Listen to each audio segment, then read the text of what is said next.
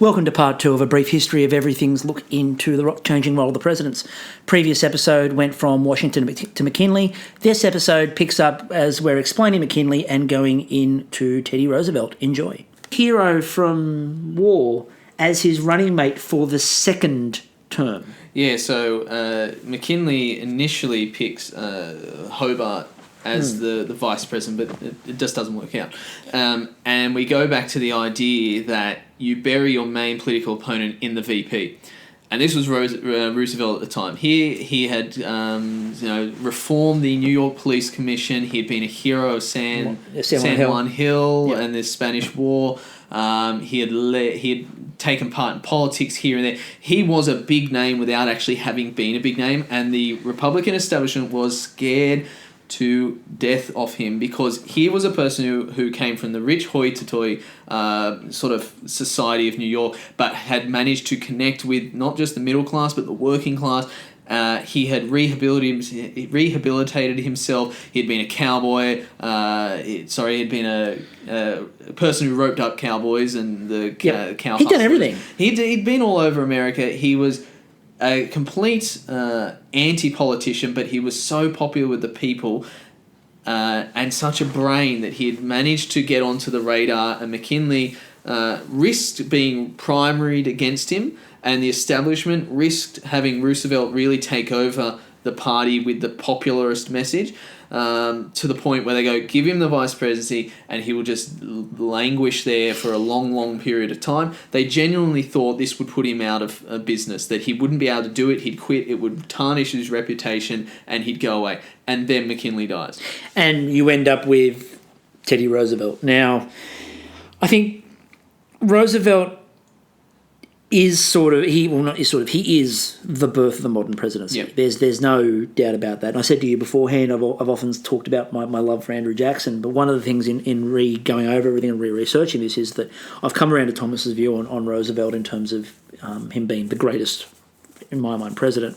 In terms of what Roosevelt did, what he stood for, and the amount of just action that he just decides, like, I'm in charge, I'm going to do this. And what he does to reform America is impressive. It's hugely impressive. This is a man who looked at the way that the economic powers of the Carnegies of the world, all of these guys had taken, they'd taken the Rockefellers, the Carnegies had taken control. And you can also say, apart from being governed by the Congress and being governed by the House and the Senate, those previous presidencies were run by Carnegie and they were run by... money and they were run by the money, right? If you owned a railway, if you owned any of these sorts of oil, if you owned any of that, you ran America. And Teddy Roosevelt comes in and just goes, no. Yeah, there's a reason he's called the trust buster. Now, to sort of illuminate that term, a trust is generally a range of companies who act as a monopoly. So they're not one big company, but they're a group of smaller or maybe larger companies who come together to price out competition and monopolize certain industries. So the one that Roosevelt had the most problem with was trains. Now, towards the start of his presidency, largely 7 train companies, because it's very unlike sort of the situation we have in Australia. If we have Australian listeners where there's no private train companies. In America at this time, there's private train companies. Private companies built tracks, put carriages on and just went between different places, and they could charge freight and ticket prices off their own. Roosevelt saw that there were 7 individual companies just colluding together, and he went in and said, break up, stop colluding or I'm putting you in jail. And this got him the title of trust buster. Now, these are the sorts of things that the working class and middle class loved because they're the people using the trains and they're the people being exploited and they're not getting the fair wages. And here all of a sudden is a president standing up for the bulk of America, not just the elites or the money, and he's not listening to the elites and the money. Why? Because he's so rich to begin with. Plus, he's such a celebrity that he's able to make money off his celebrity. He doesn't need the big money behind people. He, in fact, throws it all back and starts to stand up for that middle working class ideal. And he sees those trusts as actually holding America back. Yes. And he sees the fact that you can't get this sort of competition in there and you can't develop because these people are just going to monopolise that system, and if you're not part of the monopoly, you're nothing. And Roosevelt, unlike pretty much a majority of his predecessors, and back to Lincoln, actually has a vision for what America should be. Oh, it's a massive... There is a vision. It's not a case of I've got some policies that I want to enact at some point. He actually has a vision for this is what America has to be. This is what America should be. And interestingly enough, while it's all about expanding and it's all about growing and it's all about America's place as a world leader and it's all about developing new technologies and developing, he's the first president to ride in a motor car. He's got all these things that he loves.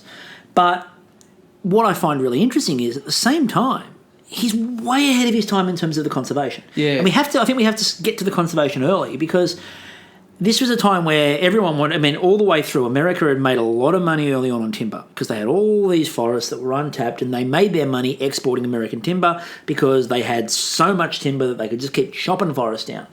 And Teddy Roosevelt, not very popular at the time for doing it, but again, one of those ones you look back and go, wow. Oh, Republican was pro-environmental. Saves the Grand Canyon, saves millions of acres of land.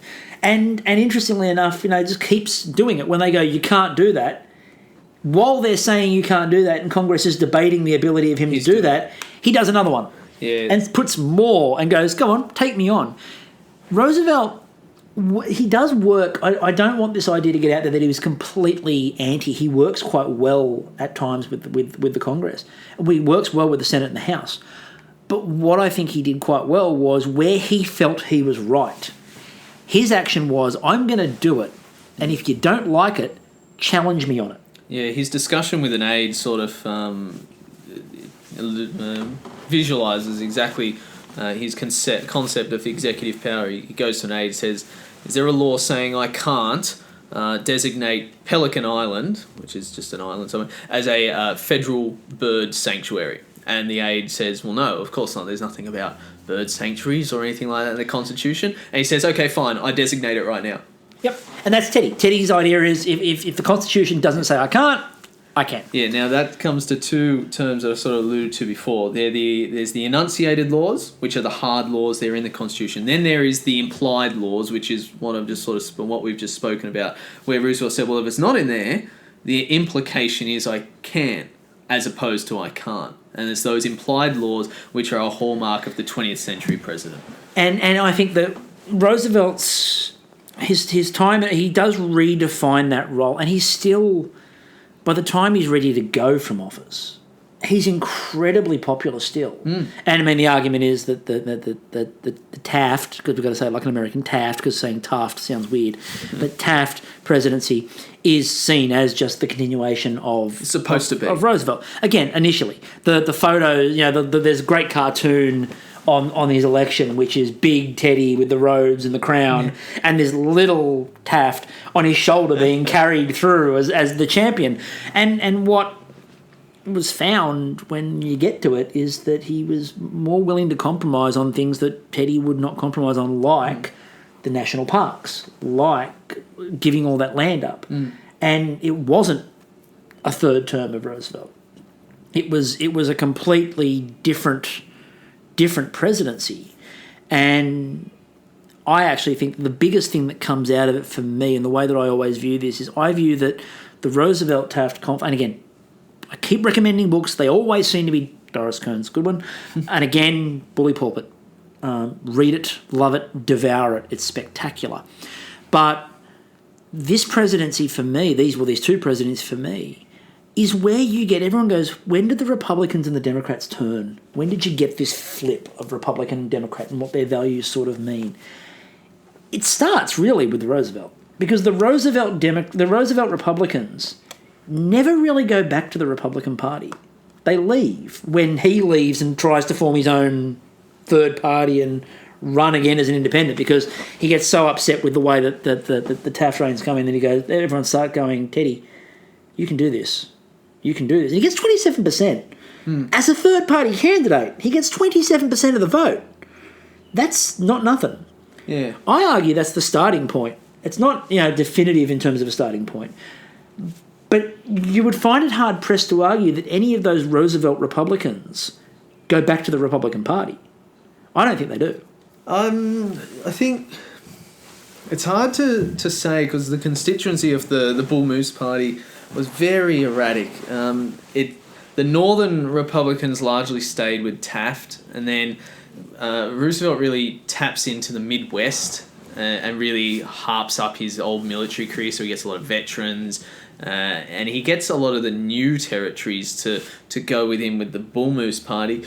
The Northern, Republican establishment, they stay with Taft, and this fracture, it exists, but as we sort of see now, we know that the Midwest is largely Republican again. So it's, I think, demographic change plus the LBJ issue, not an issue, LBJ split. That's sort of where it does happen. But certainly Roosevelt sort of mixes everything up with that 1912 election. Well, see, the other thing for me about that, in terms of saying that that's sort of the starting point, is you see them sort of, the Republicans sort of, again the 20s after Wilson, and we'll come back to Wilson in a second, the 20s, Republican. But that leads to the Great Depression. And I think that that's a reinforcement of a lot of the Teddy Roosevelt issues that he had with those breaking up the trusts. And I think that that's sort of, it's the first signal is the Roosevelt Republicans sort of being behind Teddy on that. I think then they sort of bleed back towards the Republican Party a bit. But I think the Great Depression and that era sort of is where you see the start to turn of, okay, this party no longer represents what we think Teddy would want it to represent. And I think you see the bleed away sort of start more heavily after that. But it's the groundwork is laid by Teddy breaking away and trying to the Bull Moose Party. Yeah, I think the way I would see it is that Roosevelt is the last Lincoln Republican. Yes. Not necessarily the first modern Republican. So this is, if you want to take a look at two better versions of bookends, Lincoln's the first and Roosevelt is the last. But also, Roosevelt is considered the first of the progressive presidents. From Roosevelt into Wilson into FDR. These are the great change makers of society. Now, generally we associate with Democrats being progressive. So Wilson's the only one there that's of the first couple. Wilson's the only Democrat. Yeah, he's the last. He's sort of the last Democrat, and he's quite a blip out of nowhere for. Wilson does seem to, and look, Wilson gets a large part of the reason why Wilson gets the presidency is Teddy Roosevelt taking 27% of the vote. He splits the Republican vote. He splits the Republican vote. Democrats Wilson comes right through the middle, and Wilson was picked because he was like a stable hand. Yeah, I don't think anyone... let me rephrase that, because I read a book recently. He wasn't expected to win. No. But he seemed like a good guy. He was a nice guy. Paid his dues. Exactly. And what we actually get, I think, and a lot of the time they talk about circumstances help craft the individual, does the individual craft the circumstance. I think World War One was perfectly tailored for Woodrow Wilson. Yeah, he had the big America, the big world. Yeah. Wilson is a president who believes in this bigger world. He doesn't believe America should be this isolationist sort of power. Despite being elected on it twice. Yes, which is, I think, fascinating. And again, I think this is part of circumstance. I think that Wilson, he's elected on isolationist policies, but I think the circumstances of the war, and in particular, again, and the big thing that helped him immensely was the Zimmerman telegram and the Lusitania, and the second it became an attack on America, or he could frame it as America is now being challenged, you get this situation of Wilson who looks at things and goes, well, we do need a big army, we do need a big military, we need to be this global policeman. Again, started by the very idea of that is a Teddy idea, the Great White Fleet.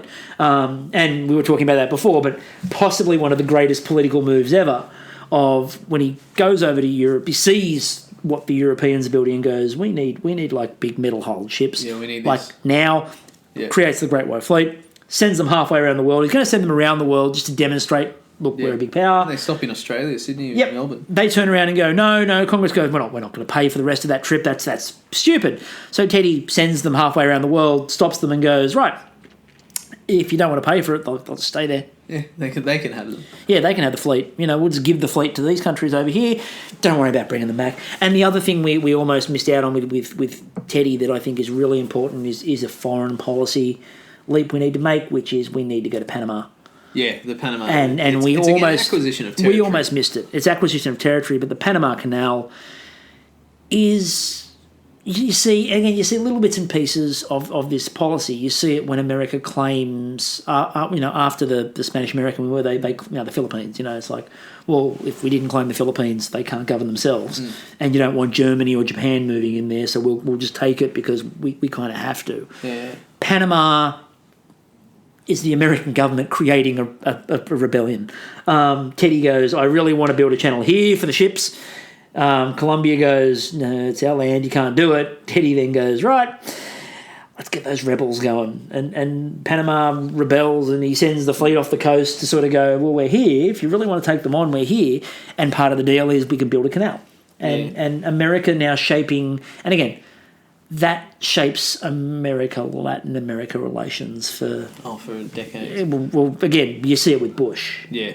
You see it with Bush and his relations with Latin America as well. It's sort of American intervention in Latin America, and they're arguing. It's the sphere of influence argument really beginning of, well, this is our sphere of influence. Yeah, any serious American historians say this is the couple of decades where America actually was an imperial power, building an empire. You can trace the roots back to the Monroe Doctrine saying, okay, Europe, keep out of this Western Hemisphere, the other hemisphere's for you. Yep. It coincides, and this is to sort of take it to a much more global perspective, it coincides with the rise of the sort of new powers which come to dominate the world. Japan, America, Germany, all emerging out of their birth to now take a big place in the spotlight. And Britain's still fending everybody off. Britain, France, Russia trying to hold on to their place desperately. And then you see the natural progression of global politics that's happening now. China's now emerged at the expense of other countries. Europe is largely sort of receding into the background more and more. America's just holding on. Russia's fallen out, but they're sort of coming back. Brazil and India are poised to make a large... So you see this cycling off sort of global power. Well, this is where circumstances are very important. Roosevelt comes at the exact same time as America's able to burst onto the scene. Woodrow Wilson is able to use that new power and that new authority to turn the tide in World War I and really exert American influence around the world. It's a disappointment that no one's actually able to follow up on that. You get three sort of Jeffersonian-style small executive presidents take over after Wilson. And it's really interesting because you get the Democratic Party who have finally got a president and a president who's killing it on the world stage. Yeah. And then he comes back to America with this, he's done the points, he's got, the League of Nations up, it's all happening. And they basically hand control back to the Republicans. Yeah. By just sort of going, no, isolationism is what we were elected on, we're going back to isolationism. And it stops it cold, and then we have the other interesting part of Woodrow Wilson's presidency, which is that if you see all the new documents and you read a lot of things about what happened at the end, because they don't really talk about the end of Wilson's presidency because he dies technically in 1924. But information that came to light not that long ago, he basically was brain dead for the last year. Yeah. And America was under the stewardship of the First Lady. The First Lady ran the country because they didn't want anyone to know that Wilson was basically brain dead. And Wilson dies in 24, but he's realistically by the time you get to about 1919, early 1920, Wilson's done. Yeah, 2021 is sort of where the first of the series of strokes happen, and consequently, I think America probably missed out a lot on the vice president not assuming power because Thomas Marshall was one of the best sort of minded politicians at the time. And just to go back to the League of Nations and the Republicans getting control for another generation, you can pinpoint that down to Henry Cabot Lodge, who's the very well respected and renowned Republican senator who was but then wasn't good friends with Theodore Roosevelt, had a falling out on the basis of Teddy really wanted to get into World War I, really wanted to be aggressive, really wanted to get out there. And Henry Cabot Lodge, he was much more of probably a Jeffersonian-style leader, but being in the Senate, he wanted powers in Congress. And so what he largely did was when he saw Wilson going out and emulating the leadership of Roosevelt, which is, lead, strong exec, strong president, he made it his personal vendetta to just ruin anything Wilson brought back from Europe. And whatever that was, whether it was the League of Nations, which did get ruined by Cabot Lodge, he keeps the Republicans together to vote it down and not join. But Wilson could have come back with a cheese platter, and Cabot Lodge would have convinced everyone that it's poison. Like, he hated Wilson that much that he made it his personal mission to destroy him. And you probably haven't seen that level of, again, we go back to Jackson and Henry Clay, and you've got the same toxic relationship there. Again, it wouldn't have mattered what Jackson did. Henry Clay would have argued the opposite. You know, he could, vice versa. And again, and the same thing. They just hated each other, and you see this with Wilson and Lodge. Doesn't matter. Wouldn't have mattered what Woodrow Wilson did. It wouldn't have been enough. Now, had Cabot Lodge taken over the presidency in the 20s, I feel as though America probably would have been in better hands, because Harding's election to returning to normalcy and American non-exceptionalism is probably the worst thing they needed at that time, worse for America and worse for the global community. And then the solution of we're going to go back to not conservative values, we're going to harken back to early 1800s. Yeah, we're going back to Washington. Yeah, we're going way back. We need to forget being the party of Washington. We want to be the era of Washington. Wooden teeth for everybody. And then you get Coolidge, who's a decent politician, but they're missing the requisite vision for America that has been required since McKinley. So McKinley takes over, Roosevelt, even Taft and Wilson. They all had a big vision for America which could be enacted through a strong and active executive branch. But you get Harding, the triple threat, and then Hoover, who's largely a glorified miner. Nobody seems to, and the thing is, it's true. You get these big visions. We've gone from no vision and the Congress running everything. Then we get a run of visionaries. And then we get the 1920s. You just get America with this run of people with not even no vision, but almost, to quote, something, highly intellectual here of the movie Rat Race. Sorry, unfortunately, they were born without a personality. They're blank. They're just blanks. Yeah. Harding, Coolidge, Hoover, are complete just blank. When you read biographies on them and you look at these men, they failed to inspire their own party. They almost didn't inspire their own families. I mean, it's that devoid of anything. And America sort of bumbles its way into the Great Depression. I mean, it didn't have to really sink into it. It creates the drama itself. And then it's again, quoting high art here, it's the Simpsons idea of, Moe digging down the pit, dig up, stupid. It's very much like America's like, we're prosperous, we've got money, we're one of the most powerful nations in the world, and it's like these three men sat down and went, how do we fix this? How do we scale it back? You know what we like? We like when America was run like a town hall. Social commentators and economists of the 20s felt as though peak society and peak economy had been reached, that it would be infinite prosperity forever, that somehow everything had aligned in America and now it was going to be growth and prosperity forever. And it wasn't until the Great Depression hit that anyone realised, oh, hold on, it's not that good.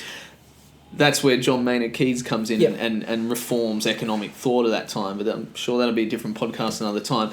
But the people being elected, Harding, Coolidge and Hoover, are just stewards of this economy that's running perfectly. It's an economic version of what we talked about with regards to the Congress running, the Senate and the House running everything, and the president was just there to rubber stamp. Just a sign. It's the economic version of that. Everything's on autopilot. You're not even really administering the country. You're just administering the economy. Yeah, you're signing and vetoing what needs to happen, and you're banning alcohol. Prohibition. Now, again, that's something that's not in the Constitution. It required an amendment to come in, and it was under Wilson where it happened. It's the chief citizen idea, isn't it? But whose job... Yeah, it's the chief citizen, the idea of the president is the moral leader, and so they propose the sort of benchmark of morality, and then by endorsing this, the Temperance Union League's sort of ideas of let's ban alcohol, which have been spreading back for decades. Once the president assumes it, it becomes a real thing. And so consequently, the dietary intake of citizens is now an executive power. Yep. And again, something that there's still groups to this day that argue that it should be. And that presidents should legislate against sugar and legislate against, well, it's again, personal decisions. Yeah. You make your own personal choices. But yeah, this idea of the Republican Party in particular of the 1920s going, we will tell you how to live your life, and we're going to maintain you. And it becomes far more of a moral compass thing than anything else. There's no economic leadership. No, it's all about morals. Leadership. It's all about morals. Yeah, it's morals and standards. Morals and ethics and carnal forbearance. And had you had these great visionaries off the Republican Party who are there but not being elected to the presidency, you probably would have made... I don't think you could have averted the Great Depression, because if it wasn't the stock market crash, it was the crash of Germany, because American money was so much tied up in post-World War I Germany. But for the most part, you could have lessened the impact or had anything, but there's just lack of vision, and it's because the nature of the presidency has changed. So much power has been transferred into the executive that it required active, strong, and visionary executives to now have a prosperous America. And that's largely why you have a prosperous America, give or take, for the next 60 years. And what we see in the next 60 years is we see that, again, I think that the presidencies of those three dictate the sort of president you're going to see going forward, because everyone just looks at that and goes, we can't do that again. And again, I think that Harding, Coolidge and Hoover have such a bad reputation coming out of that decade that Democrats could have run an upturned mop with a bucket for a head, and they probably would have beaten Hoover. Well, Truman. But we'll come back to Harry. No, that's cruel. I actually like Harry Truman. I've got a lot of time for Harry Truman. But Franklin Roosevelt is, again, much like Teddy, has a vision. He's got a big vision. And by the way, that the New Deal was not new. It was not a new concept. America had done variations on this previously. You had the Square Deal, where all four interests were being dealt with even-handedly. I can't remember which president it was for the life of me, but there was one president, I remember in that run of the Bumbling Fools, who the story goes that they came forward with something along the lines of the New Deal to perk up the economy, and I think it was Grover Cleveland who turned around and said, that's rubbish, that'll never work, why would you do that, it's a stupid economic policy.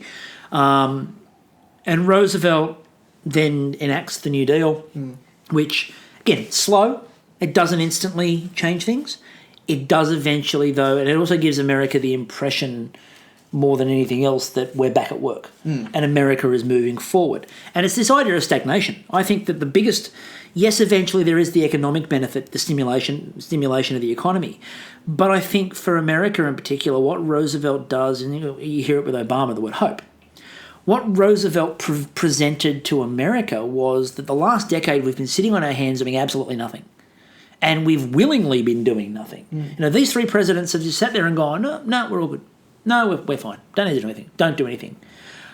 Roosevelt looks around and goes, we have to engage with the wider world, and we have to engage with each other, and we have to make this country better. We can't just sit here and go, oh, well, it was all good and now it's all gone bad.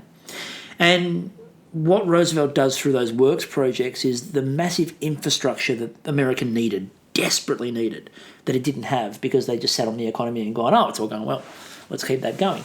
He starts the idea of let's re-engage with the world again, and he drags the country kicking and screaming back to the world stage. I mean, anyone who knows anything about the situation around the bombing of Pearl Harbor, for example, knows that they had a little bit more information on that than they ever let slip. But Roosevelt had tried to get involved with Hitler and Mussolini were around, and no. Every time he tried it, no, we're isolationist. And, there is a theory that goes around, again, how much credence, do the research, but that America was more aware of what was happening with Pearl Harbor than they ever let slip, and it was basically they needed the power to go to war, much like the Lusitania and the Zimmerman telegram in World War One. Pearl Harbor gave America the right to just sort of roar out of its domestic shell and go, right, we're back as an international power. But Roosevelt gives America hope, and he gives them this idea of when we're going to engage. We're going to be who we are. Why are we pretending we're anything but this big power? We're a big power. Again, little things like, again, the end of abolition, my great prohibition's not an abolition. My favourite quote of his is signs the document and goes, I need a drink. Just those little things. I think Roosevelt, we talked about, again, a man for the time. Roosevelt's the man for the time.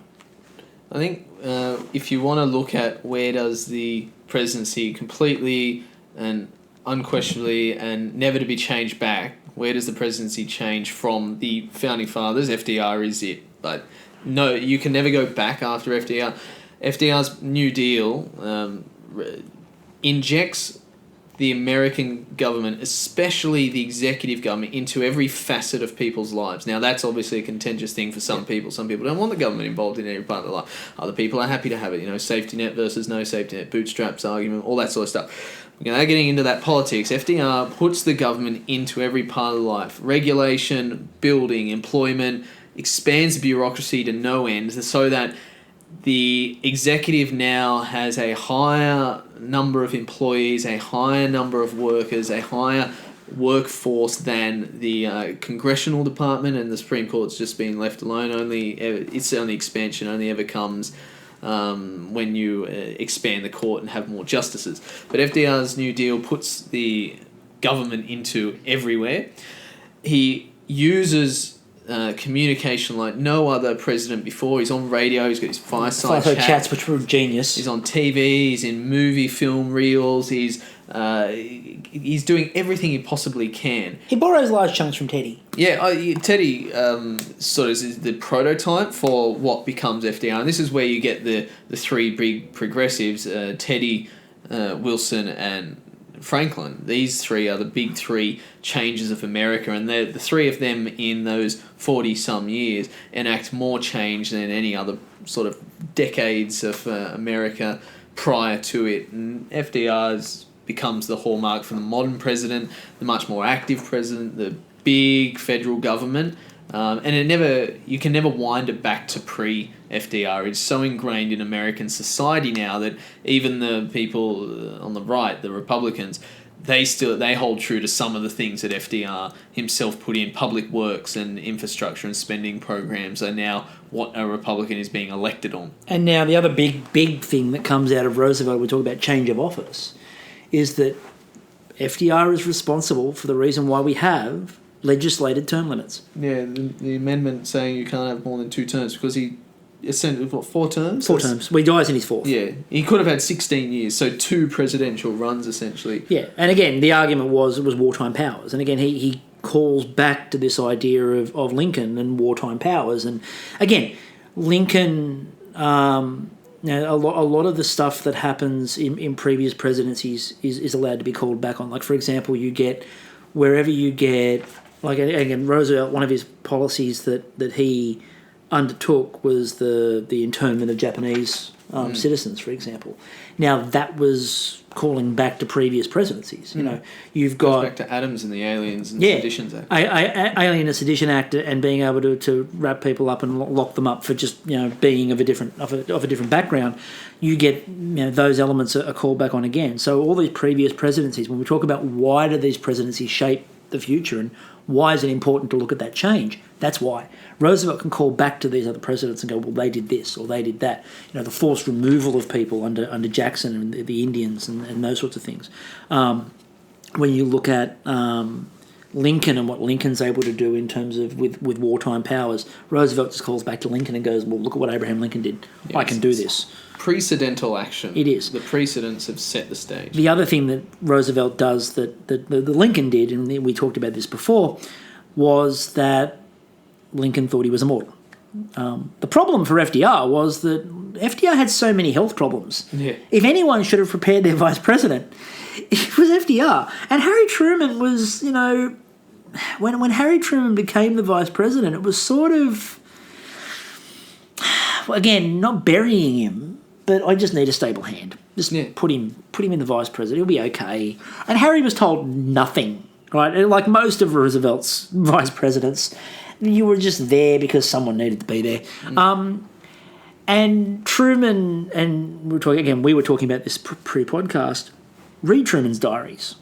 When Truman ascends to the office and Truman is sitting there and he has his first couple of briefings and everyone else walks out of the room and the Joint Chiefs go, by the way, we've been working... And at this point, the Vice President of the United States finds out that they've worked on the nuclear bomb. Now, that gives you an idea of just how little Truman was told.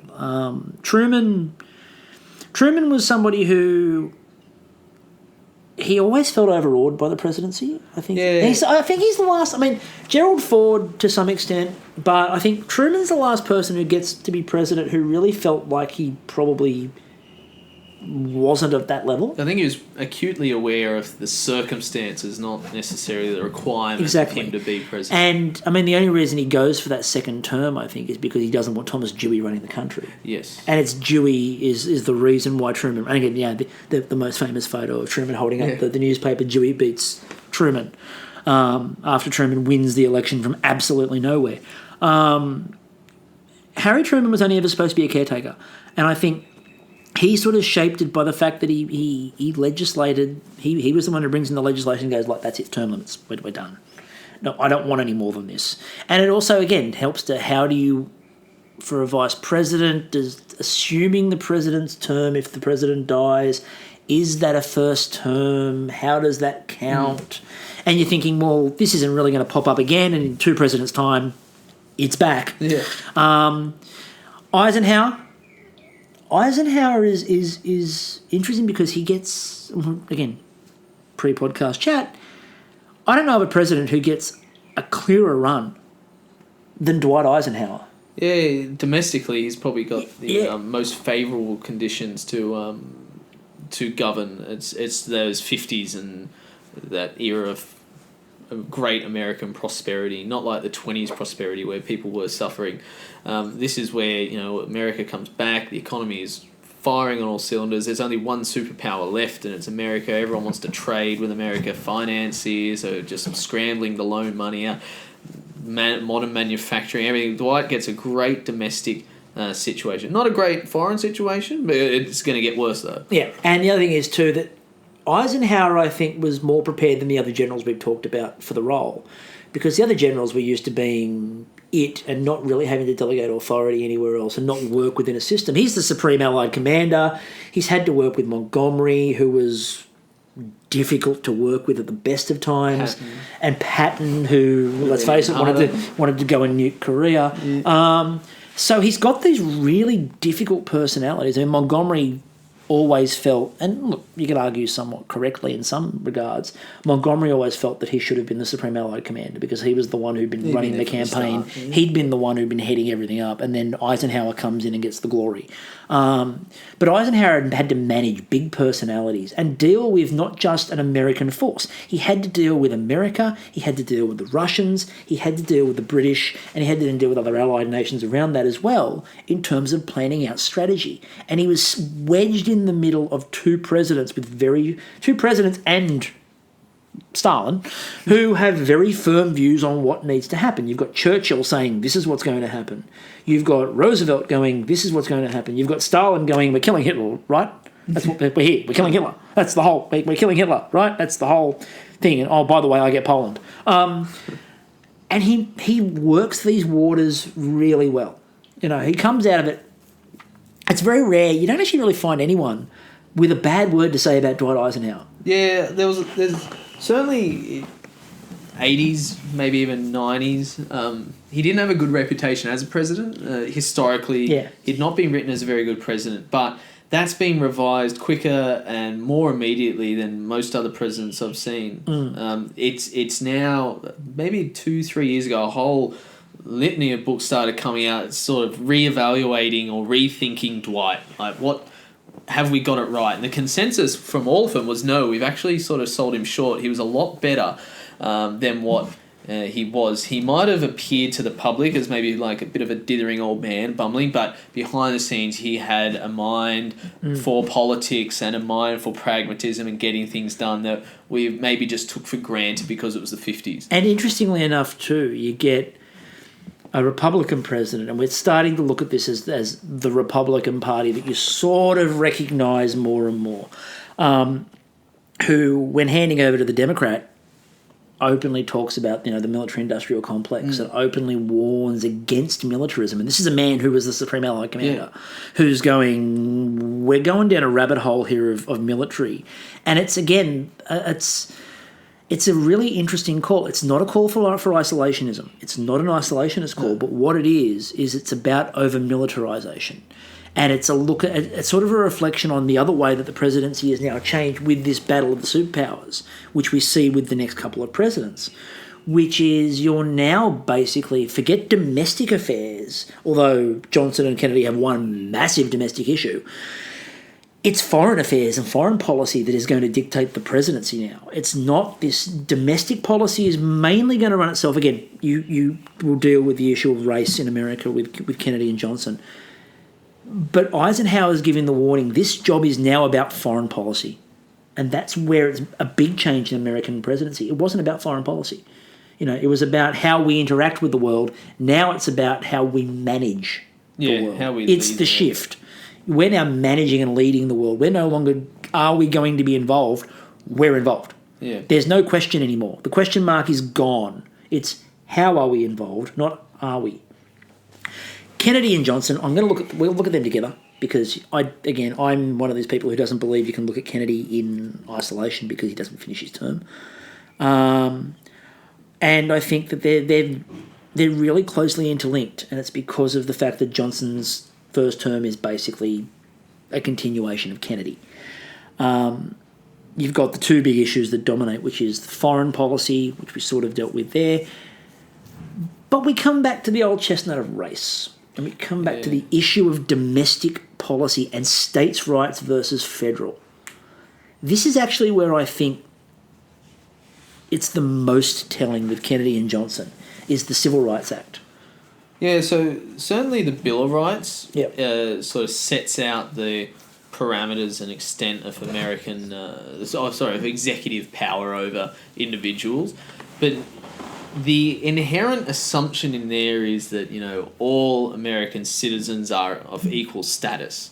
So progressively, the definition of what is an American citizen gets changed. And so when the civil rights campaigns come around, it's not that race can divide American citizens, it's that it shouldn't divide citizens. A man is a man, a woman is a woman, irrespective of race, and that all rights should be inherently equal to one another, except gender manages to remain until the 70s.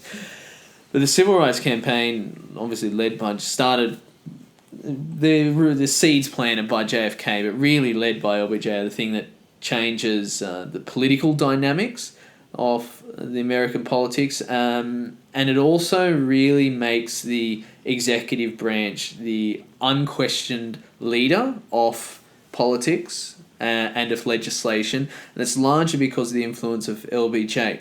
LBJ having come from the Senate and being the master legislator there, getting everything through and manipulating and whipping votes. He takes that to the presidency, and all of a sudden the three branches coalesce into two branches. And while on paper it's still three branches, essentially the president is the leader of his party in the House and the Senate. It's now party v party, not branch v branch, and it's Republicans versus Democrats adjudicated by the Supreme Court. It's not Congress, executive, judicial, and legislative anymore. The executive and legislative branches have now coalesced with the signing of the Civil Rights Act by LBJ and his shepherding of that through Congress, rather than leaving it up to chance or to let it get voted down. This was far too important, he could see, for the domestic situation in America, and it changed the nature of the presidency probably as much as FDR. FDR changed it to the point where now we're involved in every part of life. LBJ goes, okay, well, if we're involved, we've got to get really involved, we've got to fix some of these things, we've got to get the equality in for these races as best as we can, and I'm not leaving that up to chance and the legislative branch. I'm going to lead it, and I'm going to be not just the party leader, but the legislative leader. And the other interesting thing I think is about Johnson is the Democrats take this stand and they become the champions of the African American population. The Democrats are the ones who take up this baton of civil rights, and they're the ones who run with it. And it actually is what costs the Democrats large parts of the South that they dominated. For example, Johnson, the whole reason that Johnson was there... Because he could bring Texas. And it's after Johnson that Texas goes. Yeah. And it's after Johnson that Texas runs away and goes Republican. When LBJ signed it, I don't know the exact wording, but he intimates that by signing this, they've lost the South for a generation. Yeah. Well, it's more than one generation; it's for a lifetime. Exactly, and it's really it's that moment you can actually pinpoint. That's the moment where you really see with that flip we talked about earlier in terms of what the Democrats and Republicans sort of stood for. It's a big flip. It's a huge jump, and so Kennedy and Johnson, and again I put them together, is a change. Sort of in terms of the presidency, in terms of the executive orders and the ability of the president to just go, this is the way it's going to work now, and it's the moral compass idea. But what we see with Kennedy and Johnson in particular, which I think is critical to American politics, is the final flip. It's the last switch. And then you see this development of the Democratic and Republican parties as they emerge going forward. It's certainly a switch. I don't know if it's the last switch. We'll have to get a few decades from where we are now because we may be in the middle of a switch. I think we're in the middle of the switch again, but I'm talking about from where we're currently, what we've seen. Nixon, well, if you wanted to know how to remove a president, Richard Nixon. Although, again, foreign policy, engagement with China, looking to engage on a broader scale. The thing with Nixon is that it's where I think Nixon changes the presidency is that idea of can the president be legally prosecuted?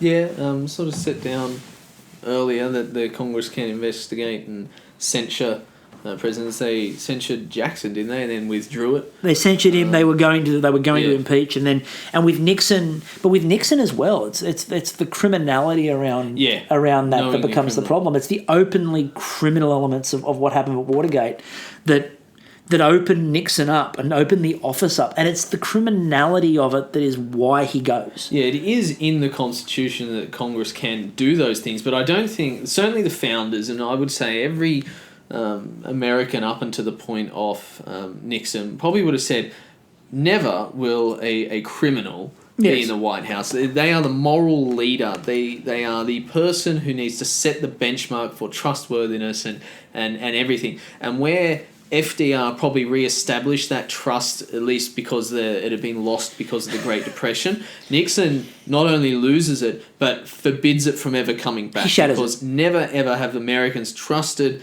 the president to the same degree, unilaterally, cross-party, since Nixon's Watergate.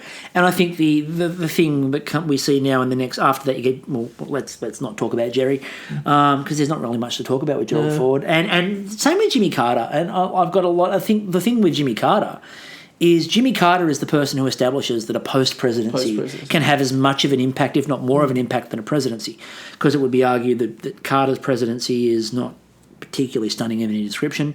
There's lots of issues, some of his own doing, some that just fell into his lap. But his post-presidency has been outstanding. And I think, and he's embraced mostly on both sides, Republicans and Democrats like Jimmy Carter. Yeah, certainly congressional Republicans do, but very rarely do you find a presidential Republican that embraces Jimmy Carter. Well, you don't want to embrace Jimmy Carter. What they want to do is embrace the man that followed him. Yes. Reaganomics. Reagan, whereas sort of America had been on this very good wave of progressive politics and a strong federal government. I mean, you had FDR's New Deal, but then you have the Great Society that LBJ wants to implement.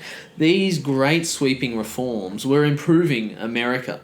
But Reagan puts a complete stop to that and says, no, that's not the role. And we get back to that fundamental debate. That's not the role of the executive to lead in every facet of life. No, government is not the answer to the problem. Government is the problem. And his rhetoric seems to be a reaction to the ever-expanding power of the executive. Mind you, just by not using those powers doesn't necessarily mean he's giving those powers back, and he doesn't give those powers back, and we see that because we get Clinton, Bush and Obama using the same powers that Reagan had repudiated. If he actually really cared about that stuff, he could have legislated or led the legislation to remove power from the executive. He didn't, and it largely just stayed there, just not being used, and he was much more focused on foreign policy. I think Reagan's got the rhetoric around his foreign policy. He's got his the Reaganomics idea of let the magic of the market, as Reagan often refers to it as. Well, states and local levels should be taking care of things. Yes, everything. If we just take hands off the wheel again and just let the country run itself, and it's sort of a little bit like that period in the 1880s where they everyone took their hands off and just went let them run. And Reagan sort of does that, but with the rhetoric of a foreign policy now to reinforce the role of president. George H.W. Bush. I think the main thing that actually is reflected in the changing nature of the presidency in George H.W. Bush's reign is a wartime president can be felled by domestic policies. He doesn't necessarily even use those wartime president powers, does he? And but that's he's probably the first, his big fall down. Yeah, he's really, look, Wilson, by the time Wilson's brought down, the war is over. Yeah. But what happens with H.W. Bush? The idea of a sitting... When Clinton was nominated for the Democratic, and this is something that we've often discussed time to time because we're both big fans of Mario Cuomo. Yeah. But Cuomo sitting in a jet supposedly in New York, wondering if he's going to go and run or not. Eventually, all the Democrats decide it's a wartime president. We're at war with Iraq. We can't beat a wartime president. Just give it to someone who Clinton gets the nomination on the grounds of it's a wartime presidency. You don't win that one, and the economy. To quote the Republicans, it's the economy's stupid, and the no new taxes and the economy hits George Bush Senior really hard. And whereas you previously go, but it's a wartime presidency, and again, if Lincoln doesn't lose the presidency in the middle of the Civil War to a general who promises to end 4 years of conflict, nobody's losing as a wartime president, except these domestic issues become so important. And I think America starts working out that our foreign policy, whereas previously, as we said, the idea was, are we isolationist or are we going to be dealing and being internationalist? Americans view their manifest destiny now, to go back to use one of my favourite American terms, as we are the centre of the global sphere of influence. Doesn't matter which president we've got. Yeah. We're going to be engaged in this anyway. Who gives me the best They now message? ignore, by and large, the foreign policy aspect of it and just go, let's look at domestics. Let's look at the economy. What does it mean for my hip pocket? This is why Clinton is able to beat a wartime president. And again, he doesn't use wartime president powers. But I think that represents a big change in the presidency that's not often talked about. Not so much in terms of the presidency, but the way that the public views the presidency. They now view it as domestic policy and foreign policy are very separate things. There is no discussion about the foreign policy in terms of, are we going to have one? So we'll just deal with the minutiae of it later. Yeah, it seems as though the American public has just gone, it's certainly in the 90s, the 80s, 90s, we assume American exceptionalism and that all foreign policy, both sides will follow that. The question then becomes, what will they do domestically and who is suffering the most? When Bill Clinton's getting elected, it's really starting to bite on that middle working class again, the classic, whipping boys of society. The working class, really, it's not going too well, and every now and then you need Democrat to come and sort of prop it up and really help it out. Yeah, and that's with Clinton you get an era of, again, another one they seem to think is unending prosperity, which we know now through hindsight it wasn't. The bubble, the tech bubble and those sorts of things, and Clinton gets a very prosperous domestic era. Yeah, he has a very stable period. This is a man who is potentially going to be impeached for having sex with an aide in the White House, and is Teflon. It bounces. Everyone goes, we don't care about the moral fibre of the president, which is an interesting... Well, clearly America has given up on the moral fibre. They now have given up on the moral fibre. But it's a really interesting change, I think. We go from that idea of the moral guardian and the moral custodian of America. And, look at the 1920s in America. It's that moral guideline. That's why you pick a president. Look at some of the slights. Like Grover Cleveland had people say that he fathered a child out of wedlock. You get... Andrew Jackson, who, there was lots of stories about him and his wife. This is a man who also killed a man in a duel. Well, go back to Jefferson, the illegitimate African-American children, exactly. And the Clinton, the prosperity is so strong that everyone just goes, we don't care what he's doing there. Is he doing a job with the country? Yep, good, fine, leave him there. The last one I want to talk about, because I don't think you can really review Obama yet, and it's a bit unfair, although there are some domestic policy changes there that are more more of that. The best way to review the last presidents are to review them as one big slob because it's ruled by executive order because Congress has become so politicized and so partisan that you can't actually legislate with Congress anymore. No. Bush, Obama are just ruling by executive order. And the checks and balances have gone. The Supreme Court now has to rule on everything, and it's become highly politicized. And that's another political tool. So the point where we went from 3 branches to 2 branches, we're actually getting more towards a point where it's just one big branch, and it's going to go back to majority rule. And this is sort of going to take us right back to the start. But when Madison was writing the Constitution, he looked at all the states' constitutions and said, all these states have constitutions that A, protect the elite of society. They don't protect the local person from their ruler, and it's all just majority rule, which means that nothing gets done for the benefit of society. And so he put in these 3 branches to protect each from their own and to protect the people from the rulers.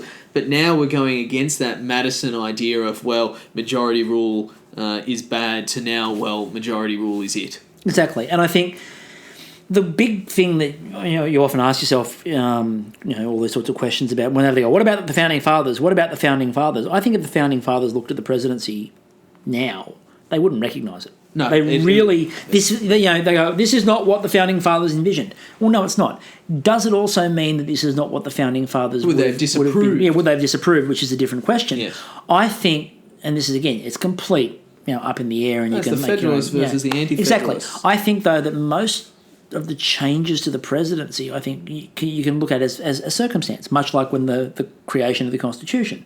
One of the anomalies that remains in the Constitution, the right to bear arms, is an anomaly of its time. It was required at the time the Constitution was written. Now, the presidency has shifted and changed from a manager or a figurehead who was occasionally going to be needed to sign some orders into a legislative agenda. And you look at the last couple of presidents and what's your legislative agenda? What have you got done? You're elected on policy. When Obama is being appraised on his way out of the presidency is how has his legislative agenda gone and what will the legacy of his legislative agenda be? How will the following president remove his legislative agenda? That's what it's about. Washington, what legislative agenda? He didn't have a legislative agenda. It was, does George want the job again?